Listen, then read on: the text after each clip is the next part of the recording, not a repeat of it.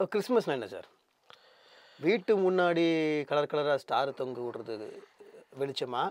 இல்ல ஒரு ஏழை முகத்துல சிரிப்ப கொண்டு வர்றது வெளிச்சமா? இவங்க இதுல வந்து என்னன்னா, இப்ப மத்தவங்கள ஈஸியா நம்ம வந்து கிண்டல் பண்ணிடுறது. அவங்க அப்படி, இவங்க இப்படி, இது இப்படின்னு. இது வந்து நான் தான் அவங்கள்ட்ட எல்லாருக்கும் சொல்லுவேன். வீட்ல ஒருத்தருக்கு பர்த்டேன்னா, யாருக்கு முதல்ல ட்ரெஸ் எடுப்போம்? பர்த்டே பாய்க்கு தான் முதல்ல எடுப்போம். ஆனா கிறிஸ்மஸ்ல நம்ம என்ன பண்ணோம்னா, பர்த்டே பாய் தேவன்னு படுத்துட்டுருப்பாரு பாவம். நம்ம வந்து எல்லா ட்ரெஸ்ஸும் எடுத்துட்டு, அப்ப எப்படி ஜீசஸ்க்கு எப்படிங்க எடுக்கிறது? அப்படின்னு ஒருத்தன் கேட்டான். இந்த சிறியரில் யாருக்கு எதை செய்கிறீர்களோ, அதை எனக்கு செய்கிறீர்கள்ன்னு சொன்னாரு. அப்ப நீ என்ன பண்ணணும்? ஜீசஸ்க்கு எடுப்போம் முதல்ல ட்ரெஸ் எடுக்கணும். அதை எடுத்துட்டு அப்புறம் உங்க ட்ரெஸ் எடுங்க. சீடர்கள்லாம் வந்து இப்ப ஊழியம் பண்ணிட்டு இருந்தாங்க ஜீசஸ் கூட. டிசம்பர் 25th இன்னைக்கு ஜீசஸோட பர்த்டே. இன்னைக்கு நாங்க வந்து செலிப்ரேட் பண்ணோம். ஒரு பன்னு வாங்குனோம். ஏதாவது சீடர்கள் செலிப்ரேட் பண்ணாத ஒரே பண்டிகை இதுதான். ஆமா. பவுலடிகளாருக்கு தெரியாத பண்டிகை, பேதுருக்கு தெரியாத பண்டிகை. இது வந்து 8ஆம் நூற்றாண்டுக்கு அப்புறம் தான் இது வந்தது. ஆமா. அதுக்கு முன்னால கிடையாது.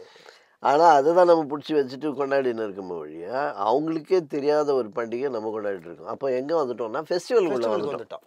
சார் நான் வந்து இந்த டாக்கிங் டாங்கி என்னோட வீடியோஸ் பண்றனால கொஞ்சம் இது பண்ணுவேன். ஈஸ்டர் அப்படின்னு பார்த்தா, ஈஸ்டர்ன்றது பார்த்தா அது வந்து வேற ஒரு அஸ்தரோ ஏதோ ஒரு அது வந்து அந்த வேர்டை யூஸ் பண்ணக்கூடாது. ரெசரக்ஷன் டேன்னு தான் சொல்லணும். உயிர்த்தெழுதலின் திருநாள் தான் வாழ்த்தணும். ஆக்சுவலா அது வந்து ஒரு ஐடல் இதுதான். ஐடல் இதுதான். அந்த இவங்க வந்து ஈஸ்டர் எக்கு அந்த முயல் இது எல்லாமே வந்து வேற ஒரு ஃபெர்டிலிட்டி, காட் ஆஃப் ஃபெர்டிலிட்டிக்காக பண்றது அது. That's wrong.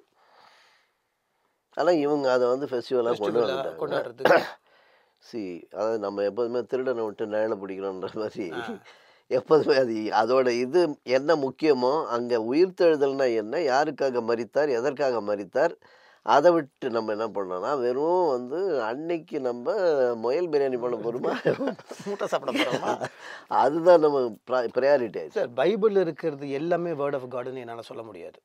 இப்போ பைபிள் இருக்கிறது வந்து சார் அதில் வந்து உங்களுக்கு தெரியும், ஏன்னா உங்களோட படங்களில் இருக்க டைலாக்ஸ் வந்து வந்து ஆணி அடிக்கிற மாதிரி இருக்கும். ஸோ அதில் வந்து பைபிளுக்குள்ளே டைலாக்ஸ் இருக்குது, மோனோலாக்ஸ் இருக்குது, கான்வர்சேஷன் எல்லாமே இருக்குது.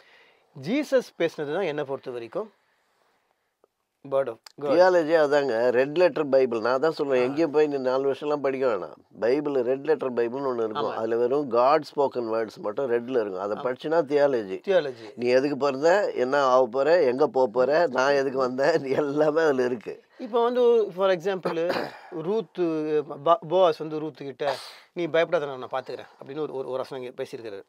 இவங்க ஞாயிற்றுக்கிழமை காலையில் என்ன பண்ணுவாங்க, நம்மளுக்கு வந்து பயப்படாத நான் இருக்கிறேன் அப்படின்னு ஒரு ரூத் அப்படின்னு போட்டு வசனம் போட்டு இது பைபிள் கிரிக்கெட். அது இந்த புக் கிரிக்கெட்னு ஆடுவாங்க, அப்படி பிரிச்சுட்டு ஒரு இதை பார்த்துட்டு கவுண்ட் பண்ணிப்பாங்க.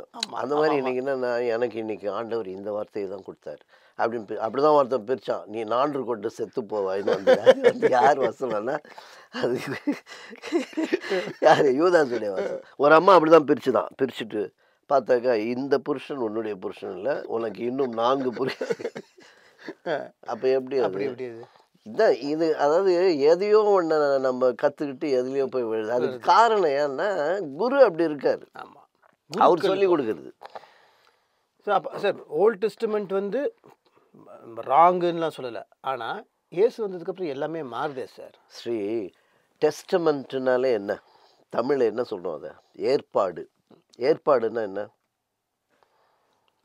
ப்ரிப்பரேஷன். கல்யாண ஏற்பாடுலாம் எப்படி நடக்குதுங்க, உங்கள் பயண ஏற்பாடெல்லாம் எப்படி இருக்குங்க, இதுதான் ஏற்பாடுனால வந்து ப்ரிப்பரேஷன். அது பழைய ஏற்பாடு. ஆனால் ஜீசஸ் வந்ததுக்கப்புறம் என்ன சொல்கிறேன்னா, இது புதிய ஏற்பாடு. நீ புதுசாக வாங்குவியா பழசு வாங்குவியா? அதனால தான் நான் எல்லார்ட்டையுமே சொல்லுவேன், ஓல்ட் டெஸ்டமெண்ட்ன்றது வந்து கிராமர், நியூ டெஸ்டமெண்ட்றது வந்து மொழி தான் பேசுறதுக்கு உதவும், கிராமர் உதவாது.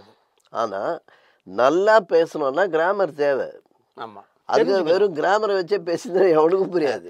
நான் ஒரு இந்தியனு, நான் ஒரு தமிழனா, ஒரு இந்தியனு, என்னோட நாட்டோட வரலாறு ஹிஸ்ட்ரி எனக்கு தெரியணும், என்ன ஆண்ட ராஜாக்களை பற்றி நான் தெரிஞ்சுக்கணும், சேர சோழ மன்னர்களை பற்றி தெரிஞ்சுக்கணும், பாண்டியன்ஸை பற்றி தெரிஞ்சுக்கணும், இந்திய முகல்ஸை பற்றி தெரிஞ்சுக்கணும். ஓகே, அது நான் மதிக்கிறேன், அந்த ராஜாக்கள் எல்லாம் மதிக்கிறேன், அவங்கெல்லாம் மதிக்கிறேன், அது என்னோடய ஹிஸ்ட்ரி தெரியணும். ஆனால் இண்டிபெண்டன்ஸுக்கு அப்புறம் நான் டெமோக்ராட்டிக் கண்ட்ரியில் இருக்கப்போ நான் பழையபடியே நான் பண்ணுவேன்னு சொன்னால் நான் எப்படி பண்ண முடியும்? இப்போ வந்து இவங்களை வந்து ரொம்ப சூசி சார், ரொம்ப எப்படின்னா அவங்களுக்கு எது எது வேணுமோ பழைய ஏற்பாடு ஃபஸ்ட்டு தசன பாகத்தை எடுத்து பிச்சு எடுத்து பாக்கெட்டில் வச்சுப்பாங்க. அது மட்டும் இல்லை, ஆசீர்வாதம்லாம் அதுலேருந்து அதில் தான் இருக்குது. அதான் தான். இப்போ நீங்கள் வந்து நியூ இயர் சர்வீஸில் யோசிச்சு பாருங்களேன். இந்த நியூ இயர் சர்வீஸ் நைட்டு வந்து கிளி ஜோசியம் மாதிரி கார்டு எடுப்பாங்க கண்ண முடின்னு. அது அந்த வருஷம் ஃபுல்லாக அதான்ற மாதிரி. அதில் வந்து வசனம் வரும். ஒரு வசனம் கூட நியூ டெஸ்டமெண்ட்லேருந்து எழுதவே மாட்டாங்க. நீங்கள் வந்து ஒரு வசனம் இப்படி எழுதுங்களேன், அவனவன் தன் தன் சிலுவை எடுத்துக்கொண்டு என் பின்னே வர கடவுள்னாக்கா அடுத்த வருஷம் அவன் அந்த சர்வீஸுக்கு வர மாட்டான். நியூ இயர் சர்வீஸுக்கு வர மாட்டான். அதாவது வற்றாத ஜீவநதி போல் இருப்ப, நீ தோட்டத்தை போல் இருப்ப, நீ லீபனோன் கேதுரு போல் இருப்ப, லீலி புஷ்பமாக இருப்ப, இப்படி இருப்ப அப்படி சொல்லும்போது அது ரொம்ப சந்தோஷமாக இருக்குது. அந்த வசனங்களை மட்டும் எடுத்துகிட்டு இதுதான் எனக்கு ப்ராமிஸ். அது அப்போ வந்து ஜீசஸ் என்ன சொல்கிறதுக்கு சார், இப்போ வந்து நத்திங் அகேன்ஸ்ட் மோசஸ். இப்போ ஒரு தீட்டுப்பட்ட ஸ்திரீ வந்து வெளியே வந்து கல் எடுத்து அடிக்கலான்றது பழைய ஏற்பாடுலேயும் இருக்குது, நம்ம இதுலேயும் இருக்குது. நீங்கள் வேறு மதத்தில் பார்த்தீங்கன்னாலும் இருக்குது. ஆனால் ஜீசஸ் இதுக்கு வந்து ஆப்போசிட்டாக தொட்ட உடனே இப்போ ஒரு உதிர போக்கில் இருந்த ஒரு ஸ்திரீ வந்து குணமான. ஏன்னா உங்களுக்கு ஒரு இன்சிடென்ட் ஞாபகம் இருக்கான்னு தெரியல, ஒரு 20 இயர்ஸ் இருக்கும். அப்போ நான் இது வரைக்கும் சபரிமலைக்கு போயிருக்கனால நான் லாஸ்ட் இயர் ஒரு அம்மா அது உள்ளே போனாங்கன்னு தீட்டாயிடுச்சு அப்படின்னாங்க.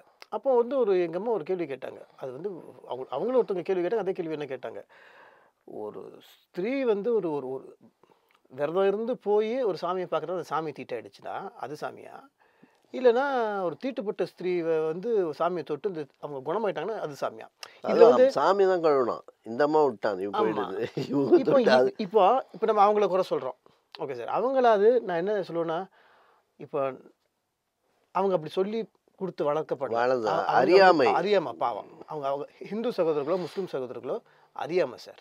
அவங்க இங்கே வந்து சொல்லியிருக்காரு அவரே பகிரங்கமாக வந்து ரொம்ப வந்து டீசெண்டாக சொல்லணும்னா திமிரு, ரொம்ப அநியாயத்துக்கான, அதாவது பயமே கிடையாது.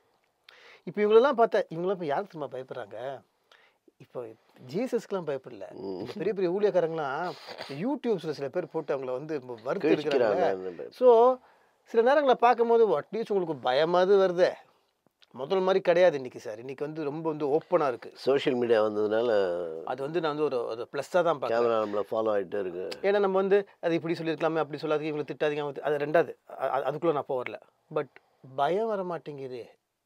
பயம் கொஞ்சம் கூட பயம் இல்லாமல் இன்றைக்கி இன்னைக்கு ஒருத்தர் சொன்னார், இன்றைக்கி ஒரு சினிமாக்காரன் திட்டுறாங்க.